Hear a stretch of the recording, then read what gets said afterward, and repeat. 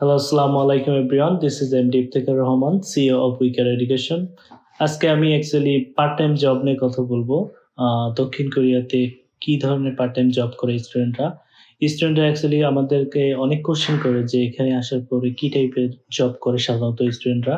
So এখানে legal এবং illegal ২ টা বিষয় নিয়ে আমি আলোচনা করব যে স্টুডেন্টরা যে টাইপের জব করে থাকে দক্ষিণ কোরিয়াতে আসার পরে।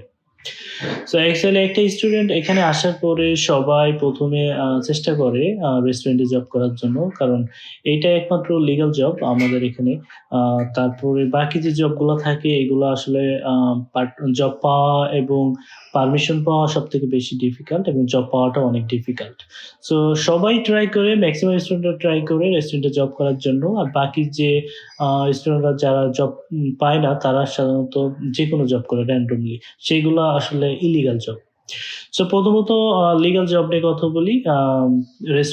রেস্টুরেন্টের জব আসলে সাধারণত সার্ভিং করে অনেকে। তারপরে কিচেনে জব করে, কিচেন অ্যাসিস্ট্যান্ট হিসেবে জব করে থাকে। অনেকে রান্না-বান্না করে।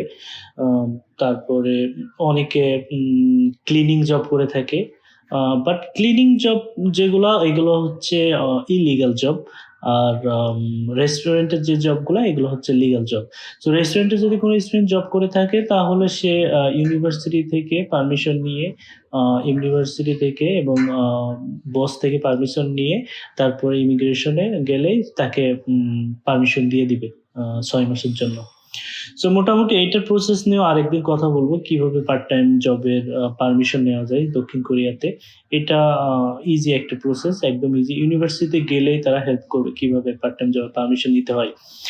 এবং উম পার্ট টাইম জবটা আসলে আমরা কতদিনের ভিতরে পাবো এখানে আসার পরে? এটা আসলে একটা বিগ একটা কোয়েশ্চেন। কারণ এখানে মেক্সিমাম স্টুডেন্টরা আমরা যারা আসি তারা ১ মাসের টাকা নিয়ে আসি বাসা থেকে। তারপরে আসার পরে আম পার্ট টাইম জব করে আমরা এখানে অ্যাকোমোডেশন থেকে শুরু করে টিউশন ফি পর্যন্ত এখানে দিতে হয় সবারই। সো ১ মাসের টাকা যখন নিয়ে আসি তখন আসার পরপরই সবার একটা টেনশন থাকে যে আচ্ছা আমাকে জব পাইতে হবে, কাজ করতে হবে।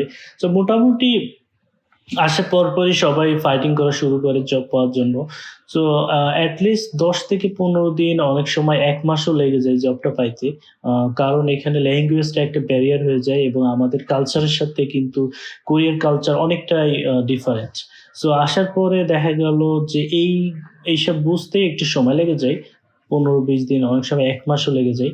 বাট আসার পরপরই অ্যারাবাইট জব যেগুলো থাকে, যেগুলো ইলিগাল। বাট একটা কথা বলে রাখি, এখানে দক্ষিণ কোরিয়াতে ইলিগাল জব করলেও কোনো সমস্যা হয় না সাধারণত। যদি ইমিগ্রেশন পুলিশ না ধরে। বাট ইমিগ্রেশন পুলিশ আসলে খুব কম ধরে। সো এই ক্ষেত্রে আমরা খুব জব করতে পারি। ইলিগাল জব করলেও সাধারণত কোনো সমস্যা হয় না যেহেতু সারভাইভ করার জন্য যেহেতু কোনো অপশন নাই, মোটামুটি আসার পরে যে জবই আমরা পাই সেটা করলে কোনো সমস্যা হয় না। এবং আস্তে ধীরে যদি কেউ ভালো জব পেয়ে যায় রেস্টুরেন্টে তাহলে ওইটা করাই safe. So part time job করে কিন্তু এখানে মোটামুটি অনেক টাকা আর্ন করা সম্ভব। একটা স্টুডেন্ট যদি ৫টা থেকে রাত ১২টা পর্যন্ত ৭ ঘন্টা জব করে তাহলে প্রতি আওয়ার যদি ১০,০০০ ওন করে দেওয়া হয় কোরিয়াতে, ৳৯০০ করে বাংলা টাকা, তাহলে কিন্তু ৳৬,৩০০ আর্ন করতে পারে সে পার ডে। সো মোটামুটি এখানে পার্ট টাইম জব করে প্রতি মাসে ১,৫০,০০০, ১,০০,০০০, অনেক সময় অনেক স্টুডেন্ট যদি যারা ফুল টাইম জব করে, স্টুডেন্ট অবস্থায়ও ফুল টাইম জব করা যায় যদি ফুল টাইম নাইট জব পেয়ে থাকে। মোটামুটি অনেক টাকা আর্ন করতে পারে। সো সেক্ষেত্রে অ্যাকোমোডেশন কস্ট ৳২৫,০০০-৩০,০০০ মতো যায় মেক্সিমাম। তারপরে টাকাগুলা সেভ করতে পারে অথবা বাসায় ফ্যামিলিকে কিছু টাকা দিতে পারে। এই ক্ষেত্রে আ আসলে জবটা কিভাবে পাবে আসার পরে, তারপরে কিভাবে নিজে, নিজে খুঁজবে, এইটা আসলে এটা আরেকটা অনেক বড় কোয়েশ্চেন।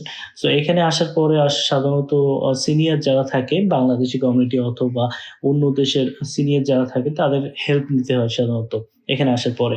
সো যোগাযোগ করে কমিউনিকেশন স্কিলটা অনেক ইম্পোর্টেন্ট এখানে। সো আসার পরে সবার সাথে কথা বলে মোটামুটি সবার কাছ থেকে হেল্প নিয়ে কিন্তু জবটা পাওয়া খুব ইজি। বাট যদি নিজে, নিজে কেউ ট্রাই করতে চায় যে আমি নিজে, নিজে নিজের জব নিজে খুঁজবো, এক্ষেত্রে ল্যাঙ্গুয়েজ যেহেতু আমরা কোরিয়ান ল্যাঙ্গুয়েজ জানি না, সেক্ষেত্রে একটু কষ্ট হয়ে যায়। বাট তারপরেও যদি বেসিক একদম কোরিয়ান ল্যাঙ্গুয়েজ জানা থাকে, নিজে, নিজে আমরা বিভিন্ন অ্যাপস এর মাধ্যমে জব খুঁজতে পারি। সো আমি আরেকটা ভিডিও করব যে আমরা পার্ট টাইম জব কিভাবে পেতে পারি। এই এই টপিকের উপরে। সো মোটামুটি আজকে এই পর্যন্ত।